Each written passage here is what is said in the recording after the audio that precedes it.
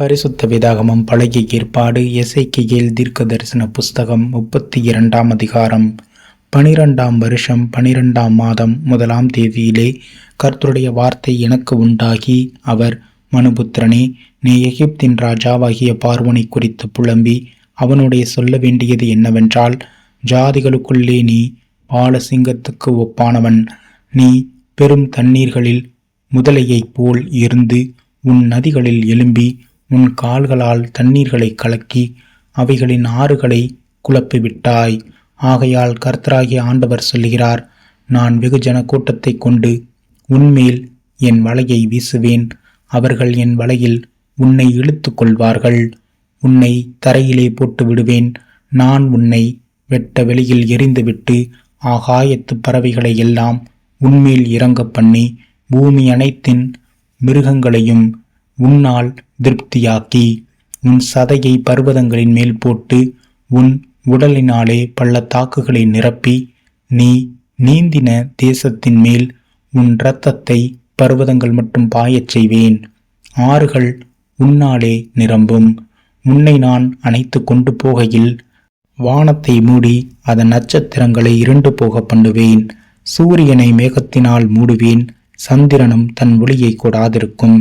நான் வான ஜோதியான விளக்கை எல்லாம் உன்மேல் இருண்டு போக பண்ணி உன் தேசத்தின் மேல் அந்தகாரத்தை வரப்பண்ணுவேன் என்று கர்த்தராகிய ஆண்டவர் சொல்கிறார். உன் சங்காரத்தை ஜாதிகள் மட்டும், நீ அறியாத தேசங்கள் மட்டும் நான் எட்ட பண்ணுகையில் அநேகம் ஜனங்களின் இருதயத்தை விசனமடைய பண்ணுவேன். அநேகம் ஜனங்களை உன் நிமித்தம் திகைக்க பண்ணுவேன். அவர்களின் ராஜாக்கள் தங்கள் முகங்களுக்கு முன்பாக என் பட்டயத்தை நான் வீசுகையில் மிகவும் திடுக்கிடுவார்கள். நீ விழும் நாளிலே அவரவர் தம் தம் பிராணனுக்காக நிமிஷம் தோறும் தத்தளிப்பார்கள். கர்த்தராகிய ஆண்டவர் சொல்லுகிறது என்னவென்றால், பாபிலோன் ராஜாவின் பட்டயம் உன்மேல் வரும்.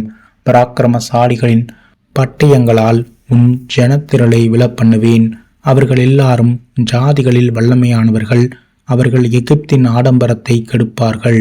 அதன் ஏராளமான கூட்டம் அழிக்கப்படும். திரளான தண்ணீர்களின் கரைகளில் நடமாடுகிற அதன் மிருக ஜீவன்களை எல்லாம் அழிப்பேன். இனி மனுஷனுடைய கால் அவைகளை கலக்குவதும் இல்லை, மிருகங்களுடைய கொழும்புகள் அவைகளை குழப்புவதும் இல்லை. அப்பொழுது அவர்களுடைய தண்ணீர்களை தெளிய பண்ணி அவர்கள் ஆறுகளை எண்ணெயை போல் ஓட பண்ணுவேன் என்று கர்த்தராகிய ஆண்டவர் சொல்கிறார். நான் எகிப்து தேசத்தை பாழாக்கும் போது, தேசம் தன் நிறைவை இழந்து வெறுமையாய் கிடக்கும் போதும், நான் அதில் குடியிருக்கிற யாவரையும் சங்கரிக்கும் போதும் நான் கர்த்தர் என்று அறிந்து கொள்வார்கள். இது புலம்பல். இப்படி புலம்புவார்கள். இப்படி ஜாதிகளின் குமாரத்திகள் புலம்புவார்கள். இப்படி எகிப்துக்காகவும் அதனுடைய எல்லா திரளான ஜனங்களுக்காகவும் புலம்புவார்கள் என்று கர்த்தராகிய ஆண்டவர் உரைக்கிறார் என்று சொல் என்றார். பின்னும் 12ஆம் வருஷம் அந்த மாதத்தின் 15ஆம் தேதியிலே கர்த்தருடைய வார்த்தை எனக்கு உண்டாகி, அவர், மனுபுத்திரனே, நீ எகிப்தினுடைய ஏராளமான ஜனத்தின் நிமித்தம் புலம்பி அவர்களையும் பிரபலமான ஜாதிகளின் குமார்த்திகளையும் குழியில் இறங்கினவர்கள் அண்டையிலே பூமியின் தாழ்விடங்களில் தள்ளிவிடு. மற்றவர்களை பார்க்கிலும் நீ அழகில் சிறந்தவனோ. நீ இறங்கி விருத்த சேதனமில்லாதவர்களிடத்தில் கிட. அவர்கள் பட்டயத்தால் வெட்டுண்டவர்களின் நடுவிலே விழுவார்கள். பட்டயத்துக்கு ஒப்பு கொடுக்கப்பட்டு இருக்கிறார்கள். அவளையும் அவளுடைய ஜனத்திரள் யாவையும் பிடித்திலுங்கள். பராக்கிரமசாலிகளில் வல்லவர்களும் அவனுக்கு துணை நின்றவர்களும் பாதாளத்தின் நடுவில் இருந்து அவனுடைய பேசுவார்கள். அவர்கள் விருத்த சேதனம் இல்லாதவர்களாய் பட்டயத்தால் வெட்டுண்டு இறங்கி அங்கே கிடக்கிறார்கள். அங்கே அசூரும் அவனுடைய எல்லா கூட்டத்தாரும் கிடக்கிறார்கள். அவனை சுற்றிலும் அவர்களுடைய பிரேத குழிகள் இருக்கிறது. அவர்கள் எல்லாரும் பட்டயத்தால் வெட்டுண்டு விழுந்தவர்கள்தானே. பாதாளத்தின் பக்கங்களில் அவர்களுடைய பிரேத குழிகள் இருக்கிறது. அவனுடைய பிரேத குழியை சுற்றிலும் அவனுடைய கூட்டம் கிடக்கிறது. ஜீவனுள்ளோருடைய தேசத்திலே கொடியுண்டாக்கின அவர்கள் எல்லாரும் பட்டயத்தால் வெட்டுண்டு விழுந்தவர்கள்தானே. அங்கே ஏலாமும் அவனுடைய பிரேத குழியை சுற்றிலும் அவனுடைய எல்லா ஏராளமான ஜனமும் கிடக்கிறார்கள். அவர்கள் எல்லாரும் பட்டயத்தால் வெட்டுண்டு விழுந்து விருத்த சேதனமில்லாதவர்களாய் பூமியின் தாழ்விடங்களில் இறங்கினார்கள்.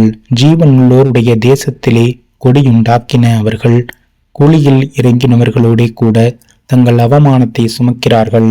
வெட்டுண்டவர்களின் நடுவே அவனை அவனுடைய எல்லா ஏராளமான ஜனத்துக்குள்ளும் கிடத்தினார்கள்.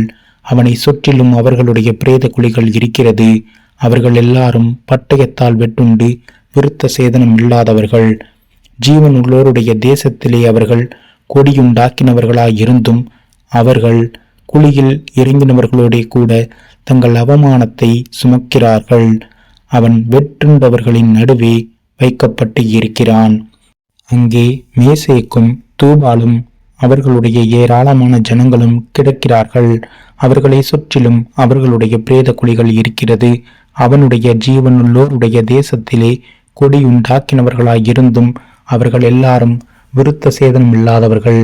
பட்டயத்தால் வெட்டுண்டு விழுவார்கள்.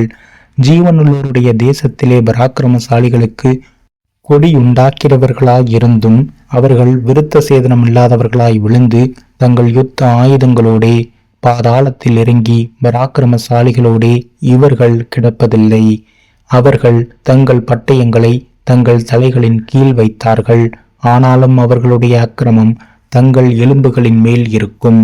நீயும் விருத்த சேதனம் இல்லாதவர்களின் நடுவே நொறுங்குண்டு பட்டயத்தால் வெட்டுண்டவர்களோடே கிடப்பாய். அங்கே ஏதோமும் அதன் ராஜாக்களும் அதன் எல்லா பிரபுக்களும் கிடக்கிறார்கள். பட்டயத்தால் வெட்டுண்டவர்களிடத்தில் இவர்கள் தங்கள் வல்லமையோடும் கூட கிடத்தப்பட்டார்கள். இவர்கள் விருத்த சேதனம் இல்லாதவர்களிடத்திலும் குழியில் இறங்குகிறவர்களிடத்திலும் கிடக்கிறார்கள். அங்கே வடதிசை அதிபதிகள் அனைவரும் எல்லா சீதோனியரும் கிடக்கிறார்கள். இவர்கள் கொடியுண்டாக்கிறவர்களாயிருந்தாலும் தங்கள் பராக்கிரமத்தை குறித்து வெட்கப்பட்டு வெட்டுண்டவர்களிடத்தில் இறங்கி பட்டயத்தால் வெட்டுண்டவர்களோடே விருத்த சேதனம் இல்லாதவர்களாய் கிடந்து குழியில் இறங்கினவர்களிடத்தில் தங்கள் அவமானத்தை சுமந்து கொண்டு இருக்கிறார்கள். பார்வோன் அவர்களை பார்த்து தன் ஏராளமான ஜனத்தின் பேரிலும் ஆறுதல் அடைவான். பட்டயத்தால் வெட்டுண்டவர்கள் என்று பார்வோனும் அவனுடைய சர்வ சேனையும் ஆறுதல் அடைவார்கள் என்று கர்த்தராகிய ஆண்டவர் சொல்கிறார். என்னை பற்றிய கொடியை ஜீவனுள்ளோர் தேசத்தில் உண்டு பண்ணுகிறேன்.